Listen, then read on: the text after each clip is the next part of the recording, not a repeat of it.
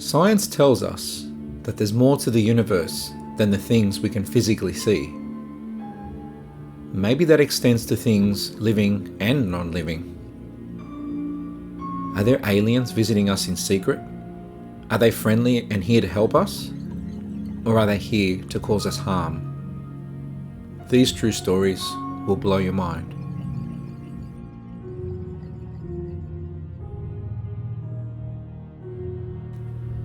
Triangles in the Sky, Stockton, California, USA, around 2007.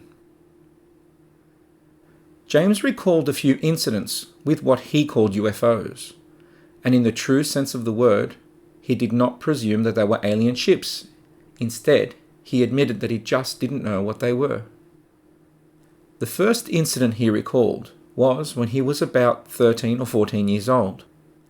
The family had just recently moved to the area of Stockton, California, but before they could settle into their own place, for a time they had to live with another family while their property was being completed. James recalled that the people they had moved in with had a rather big family, and there always seemed to be an event happening, and they just had parties and get-togethers very often. This was something that James was just not used to. On one particular night, during one of these events, all the little children were enjoying the outdoors and running around outside playing. The night was getting on and it started to get later and later. James couldn't recall what time it could have been, but remembers that it had been dark for several hours. He was outside with the others and was walking back towards the house when something gave him the inclination to look around him. He looked around and then he looked up into the sky. In the darkness, it was hard to make out exactly what he was seeing, but there was definitely something up in the sky. He admitted that at first to him it looked like one of those banners that light planes fly around behind them. You know, the type where someone might advertise or write messages like "marry me" on them. He assumed that's what it was at first, and dismissed it. Because he didn't think much of it, as a result, he just went inside to do something else. But after he did, he noticed that more and more of the other children were running outside towards the front of the house and waving at something in the sky excitedly. He went back outside again to see what was going on, and this time he could see the thing in the sky more clearly. It was a triangle-shaped UFO. It had many square lights around it that lit up in the night sky, and it moved smoothly and silently through the air. As the children were drawing attention to it, more and more people came out of the house to watch it. It seemed to be descending in their direction, but not directly towards them. It made its way further down as everybody stood there, almost hypnotized by the object. Some of the children even called out "wow" as they saw it. Wow! It eventually flew so low that James almost imagined that he could jump up and touch the object. It then started moving again. Clearly visible, he could see the lights all around it, the shape of it, and how it hovered there for some time, seeming to make absolutely no noise as it did. James admitted that he just stared at it. He was shocked, and he couldn't move. He was scared, but it didn't occur to him to call out all the adults or to do anything other than just stare. He had never experienced anything like this. He couldn't recognize the object, and it made no sense to him. His mind started to race, and he started to think about aliens, and the idea of aliens terrified him. But he didn't see any aliens, just a large triangle-shaped object with lights hovering silently in the sky. Suddenly, silence fell among all the children as they stared in awe. Maybe it was that utter silence that alerted the adults that something was going on, as some of them came outside to see what was happening with the children. That object, it just hovered there for what James said would have realistically only been maybe a few seconds, but it felt like minutes. And when the adults started to come out of the house, the object suddenly and silently flew up into the sky. It took a zigzag pattern as it ascended and then, in the blink of an eye, it was gone.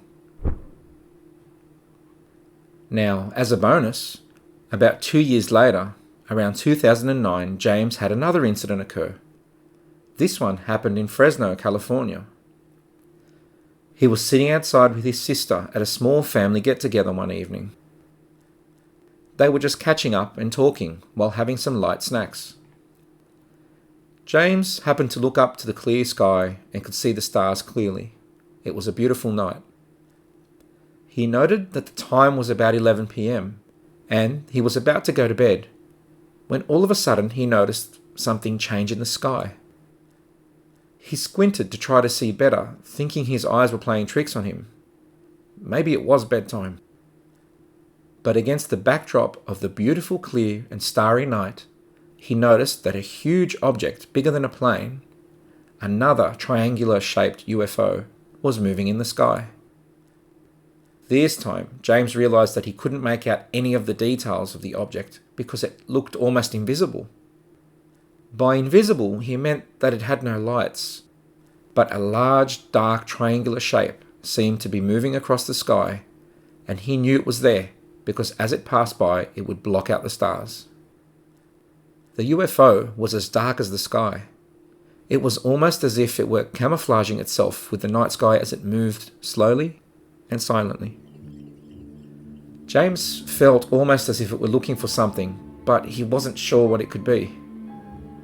Eventually, the mysterious object moved across the sky and out of his field of vision.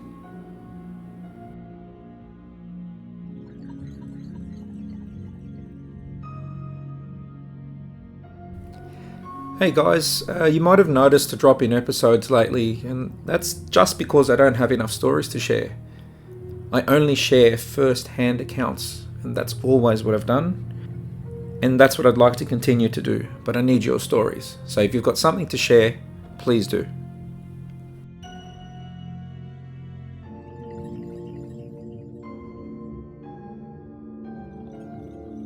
Frozen in Fear.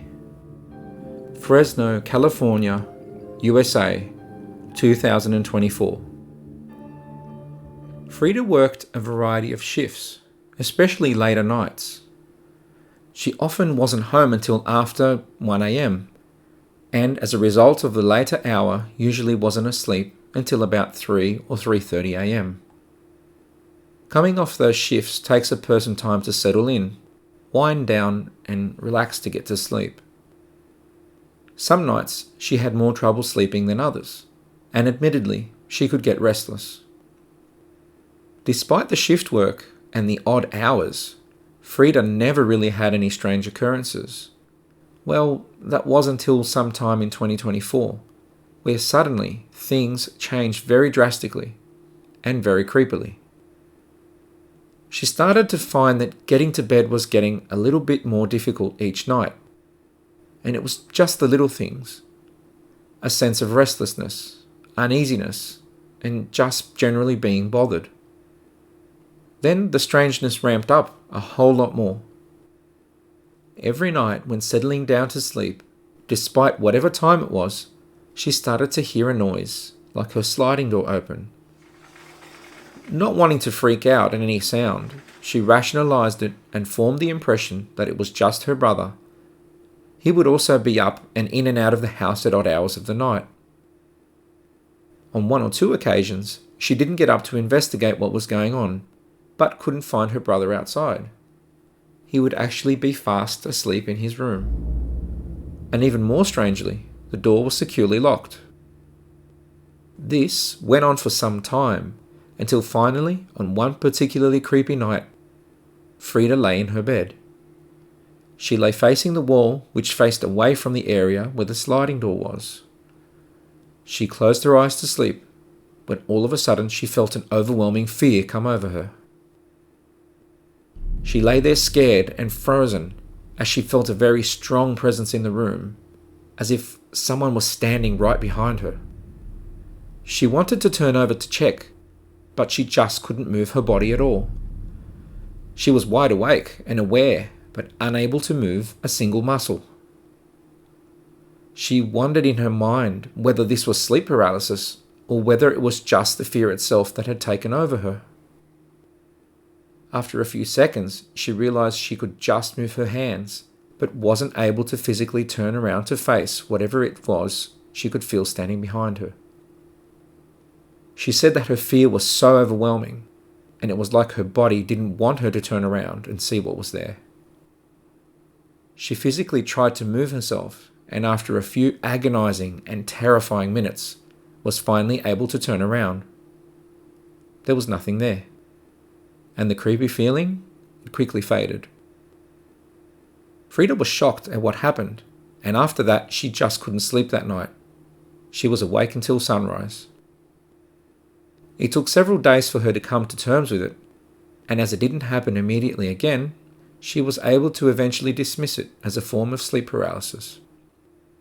It was some time later, though, that she would have a repeat of the same scary incident where she was laying in bed trying to sleep, and an overwhelming presence was suddenly behind her. Again, she tried turning quickly to see what was going on, hoping that nothing would be standing there. To her horror, she found again that she couldn't move. But even more terrifyingly, she felt something she would never forget. The sensation of a hand being laid on her head, and then her head being pulled backwards. What followed then was a terrifying, stinging feeling.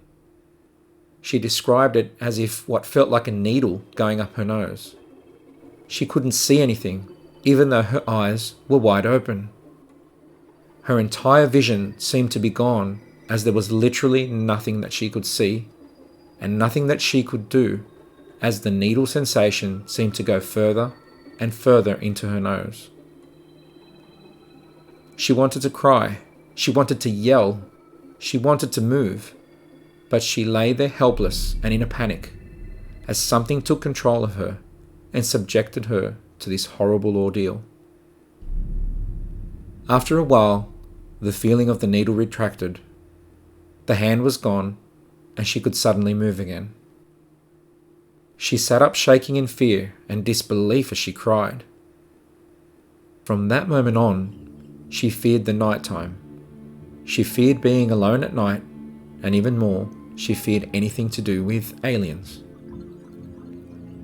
Even though Frida admits she didn't see any aliens at that time, her experience eventually led her to believe that they had visited her on that night. And even worse, she believes that there's no escaping them if they ever return.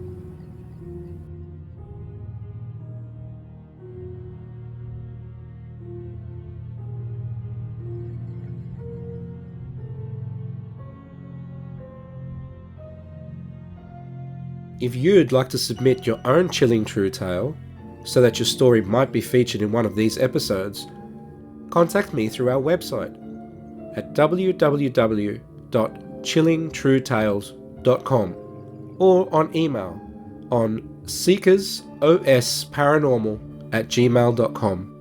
Email details are in the description. Thanks again for joining me. Until next time.